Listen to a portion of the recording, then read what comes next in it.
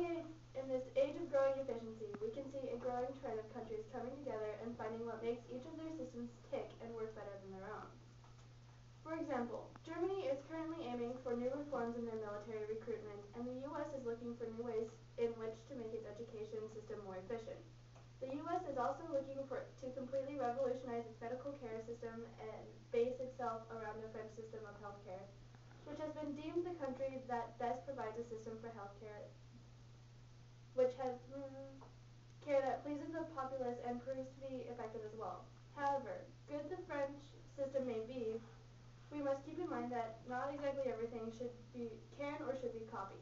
There are numerous flaws within the current French system that could only spell disaster should we copy the same system, especially considering our current economic situation. My partner and I negate the resolution that resolved that the United States government should implement universal health care modeled after the French system and hope to sway the judge and the pro side as to why imitating the French healthcare system would only prove to be detrimental to our current system. First, we would like to show the judge and pro side the harms of implementing a new system of healthcare, especially one that would follow the French universal healthcare system.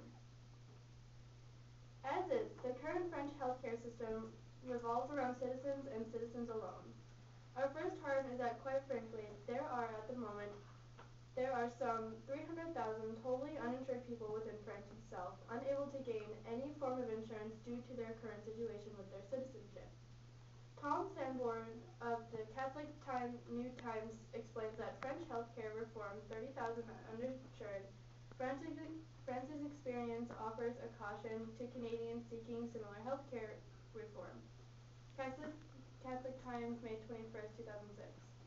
Doctors Without Borders, for example, estimate that over 300,000 people in France are now, after the most recent reforms, totally without health care coverage. The organization, best known for its work in the developing world, has begun providing medical care at clinics in Paris and Marseille for patients who are denied insurance coverage under the new reforms. Le Monde, one of France's leading newspapers, editorialized in August of 2004 that all the reforms proposed in France today tend toward the American-style reform. Our own medical care system ensures that not only citizens will be given medical care, but also immigrants and other non-citizens. The U.S. uses various free clinics to support the system mandate that all shall receive medical aid if needed, and the conversion to the universal French system will see to the rather quick shutdown of every one of these free clinics, or at least the conversion from care to all peoples to only citizens, which in turn will cause new forms of bureaucracy to spring up almost overnight. So our second harm is that by switching to the universal healthcare system, we can almost see an inhumane change in policy by deciding who can and cannot receive necessary medical aid. While looking at this, we should also look at other aspects of the French healthcare system, one of which being that they have more doctors, which can result in better medical care. However, this is only possible because the French government supplies tuition fees for a college application to potential doctors, which in turn means that people pay for these doctors' educations through taxes, which happens to be our third harm. So as the people are currently suffering through an economic crisis, potential damages will only be deepened through the need for payment of these doctors. And while not only will these doctors be given a free education, but the French laws are designed in such a way to make the filing of a malpractice suit nearly impossible. This means that ultimately the populace will be rendered helpless to recuperate financially from a mistake caused by the doctor's own hands. Now I would like to take a moment to show the benefits of our current system.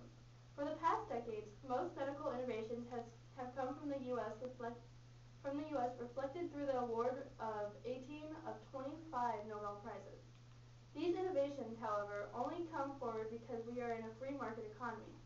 Without the incentive to potentially create additional funding through the populace, we will see the advancement and development of new medicines slow to a trickle. Perhaps now we should look at why it is the Medicare and Medicaid that prove to be so effective. As we have seen time and time again in the past, government influence in the private sector do not prove to be very effective. Through the increased government influence that we would see in the French healthcare system, we would see, again, a new form of large bureaucracy causing the slowing down of all processes within the healthcare system and cause a dramatic increase of red tape. We should also look at the fact that the U.S. currently has more specialists in medical fields than France, allowing those under the care of Medicaid and Medicare to be inspected and diagnosed by a doctor whose field excels in the area of inspection rather than a doctor who simply knows how to stick you with a syringe and pump you full of vaccinations. Through this, we see the better quality of care itself, even if the cost is a tad bit higher. Through all these reasons, my partner and I have shown why exactly switching to a French modeled healthcare system would only damage us, and how our current system is far more beneficial than what we would benefit from copying another country's healthcare system. The French healthcare system is poorly managed. BBC News French healthcare